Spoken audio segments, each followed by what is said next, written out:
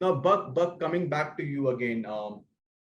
Since I'm an IP lawyer focused on patents and trademarks, and you have been helping a lot of startups in the US, how important is IP for them and for the investors who wish to invest in these startups? I don't know what else can be more important. But do they understand it? No, mostly not. And that is one of the things that, all of us, people like me who are in this activity, we need to be telling them, hammering into them every day. If I see a Series A plan without investment in IP, I know it's not going to work. As simple as that. Mm-hmm. It's okay at seed stage, at angel stage, but there is a problem with the powerful search that you have on the web today. A young kid puts an idea out there, and before he or she knows, somebody else is going to patent it. So it is not even correct to say that you can wait up to Series A safely. It's not so. Some ideas are such that they need to be patented even before you utter them in the public for the first time. Absolutely. So that's a critical part of this whole journey. And I'll, no, in fact, Amit, you go ahead with your questions. There is another point I wanted to make, but I'll make it later. You go ahead. Please go ahead. Please go ahead, Buck. Yeah.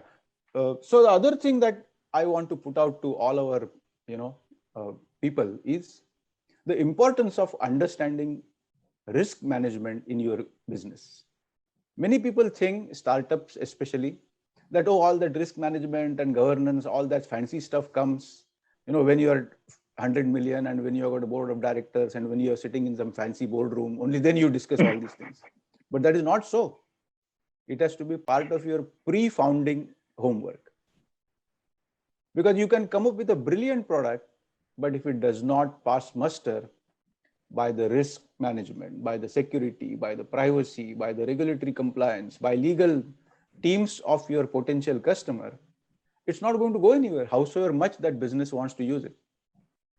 So investing in this, and part of that, all these considerations are important for the customer, but not only VC, I'm seeing large companies, even customers want to know, do you have the IP of what you have developed?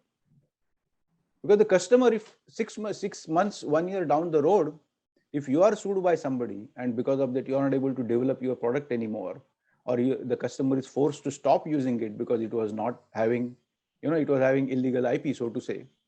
The customer has invested. One thing we have to remember as startup founders is that a point comes in the history on your journey where your customer has invested more in your product than you have. Their entire business depends on the product that you build and support. They cannot pivot. Please understand, you can pivot. So if the customer sees a risk in your product not having a long, reliable life, it can become a no-no, even if you have got an incredibly beautiful product that they need. So this is how much importance I will attach to IP and the surrounding discipline. Thank you very much. Or in my case, a solution, right? A solution, because like if you're not building anything, it's a solution. It's more whatever it's your brain, like that's why IP is important. I totally understand why people. And also, I just wanted to add, don't have expensive parties. Like, you know what I mean? I can't, in Toronto here, I can't. In the beginning, when startup was really popular, probably about 6 years ago, when it started to get really, there was a lot of startup culture 6-7 years ago in Toronto. And it's just all these events. And I was just like, I'd go to these events and you're like, why am I here? What is this for? Mm-hmm. Oh, a launch. Oh, a launch. I'm like, how much is this launch costing? Oh, no more startup. Surprise. Burning money just like crazy. It's all about flash.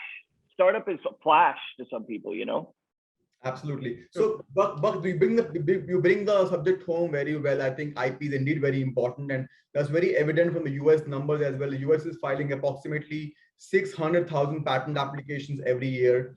But number in Canada, Jason, Canada has about 10,000 patent applications coming into Canada every year. But Toronto in the last 5 years is now becoming a new hub for startups. How serious are cloud startups or startups in general in the Toronto area or in Canada area about IP? There's a small group of people, and they all work together, and everybody knows everybody, and they're all doing something that, made it to like what I would consider like they have a foundation. So they exist, they will continue to exist, whether they get to whatever status they want, which is probably the B instead of the M, million to billion, I don't know. But there are a few of them here for sure. But as far as like in the millions, like the people that have made a successful world, there's few. There's lots that are getting there, but there's not thousands. You know what I mean? It's a very, very tight group. And some of them probably know each other and they moved around different businesses, right? Absolutely. Similar vision, similar talent. True. Thank you so much for that, Jason, as well.